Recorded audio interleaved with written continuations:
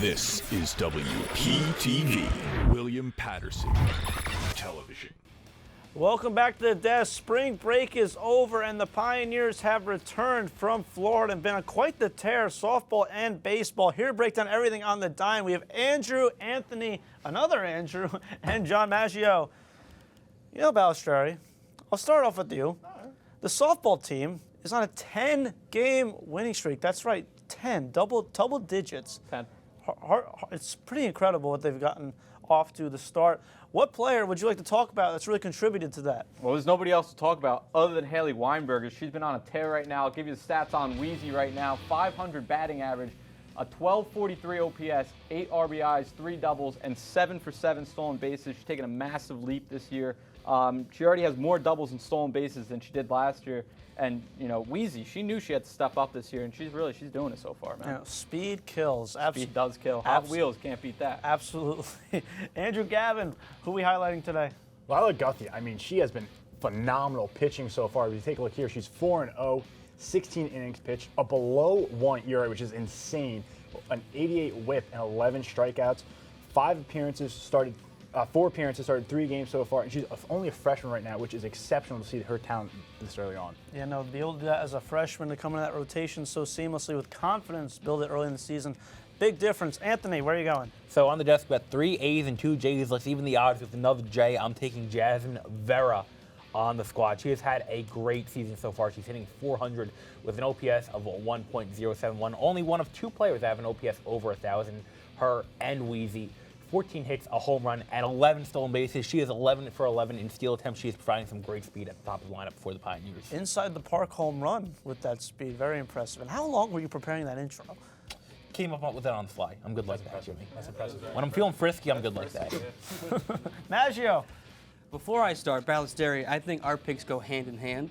With Haley with that 500 batting average is insane. But who's the person to bring her in? And that would be none other than Trill Jill Bigos. I mean, we look at her stats right now, the batting average, 350.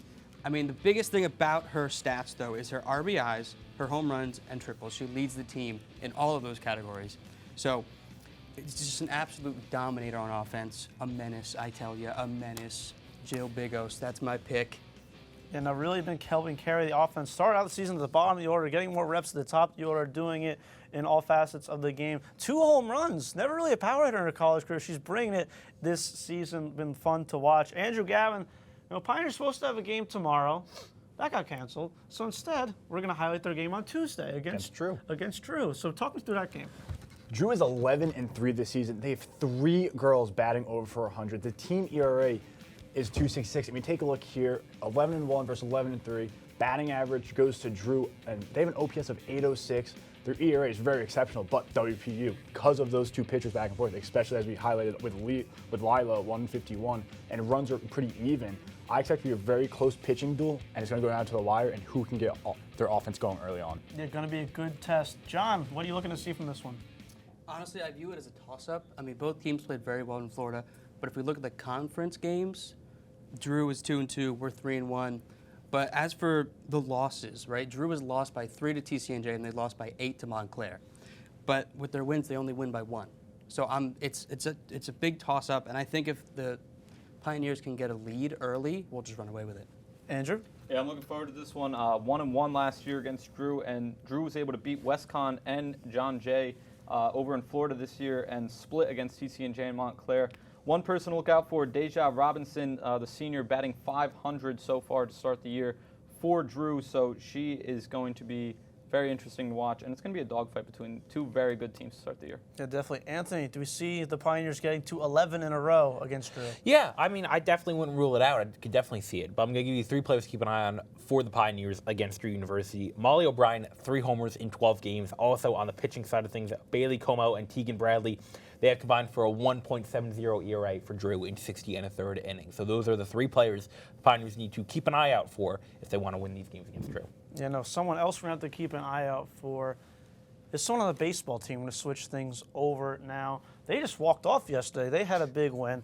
They had a couple of big wins in Florida. Colin Lombardo was at the charge for a lot of that success. Anthony, talk to me about the grad student. Well, we're going to take a look at Colin Lombardo's stats here, and I want you to know these are not typos. He is hitting 500. He's hitting 500 on the season, an OPS of 1.309. That leads the team 12 ribbies, 1 home run, and 7 doubles. He is an extra base hit machine, and it's really impressive because he hits leadoff. So for him to have 12 RBIs and out of that leadoff spot, it really is impressive to how much extra base power he has. He has gap power, can shoot a ball down the line, can hit the ball over the fence, and he's very, very solid defensively as well. He has had a great season.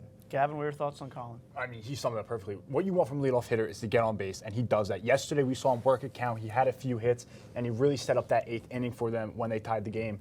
And something to really see is he has 26 hits, and his average is 500. That is insane, and that is what you want from a leadoff hitter. John?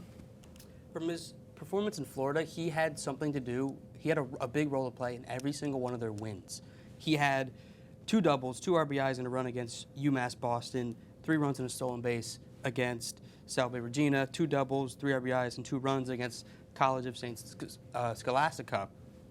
And I mean, the list goes on and on. He even had in the doubleheader against Roger Williams University. He had 5 combined runs, so I'm just excited to see what he can do for the rest of the season. Andrew? Yeah, I mean, he's off to a phenomenal start this year. He hit over 400 last year, somehow doing even better this year. He was an underrated piece on this team last year as well, and it's really hard. It's hard to underrate him now. I mean, he's the best hitter on the team so far. He was a first-team All-NJAC selection last year. I will be shocked if he's not there again. He's off to a very great start. Didn't even talk about his glove either. I mean, he plays a phenomenal second base. Absolutely. Could play third as well. We saw a lot of that last year. So, Pioneers, Colin Lombardo will be at the helm of a key matchup today. The Manhattanville Valiants are coming to town. Going to be a nice matchup. Going to be a nice tester here. John, take us through this one. Well, I mean, let's talk about Manhattanville for a second. On the surface, they're 5-4. I mean, we have our stats right there. The record 5-4. William Patterson 9-5. Batting average, we're beating them just by a tad with 3.352. I mean, OPS we're up, ERA we're down, but I feel like on offense we can still, with our offense, we're going to be able to get past them.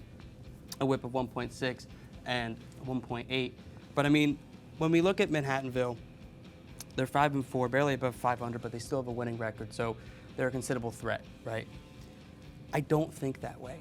I really don't. I think that the Pioneers have a big shot at winning this game only because they have faced 2 winning teams their entire season, Manhattanville. And 80% of their wins come from teams with losses. They beat John Jay College 17-5, but John Jay College 2-16. Not very impressive. But, I mean, their first away game is at our home field. I think there's no way that we can lose this game. Should be a good matchup. Andrew, do you think that the Pioneers carry the momentum from their recent victory? I absolutely do. And Manhattanville, they've looked really good this year. And Frank Delgado, somebody I want to highlight, hitting 500 to begin the season, as well as Joseph McDonald hitting 457. Their pitching, it's been all right for Manhattanville. Hasn't been anything great, but William Patterson has also been struggling on the mound a little bit to begin this season. But they had a really good game last season. Willie P was able to come out on top 9-8. And even though I don't know what the Valiants are, they were able to make a push in the 9th. But today, it should be a very good game today. Andrew, Gavin, what are you looking to see? So yesterday, they didn't get their bats going. They only had 1 hit through 5 innings. It took them a while to get their bats going. I expect that to roll over into this game and for them to jump out to an early lead. Anthony, close us out. Yeah, I mean, I want to see how the Pioneers bounce back. I shouldn't say bounce back, but I want to see how the Pioneers build off the win yesterday against Keystone. That's a big win. They had a huge walk-off hit by Carson Weiss, huge walk-off home run. I want to see, do the Pioneers have a little bit of a hangover in today's game? How do they fare on a back-to-back with the game being pushed from yesterday, or from tomorrow up to today? How does that affect both teams? Overall, I think the Pioneers should be able to thrive and get the win, though.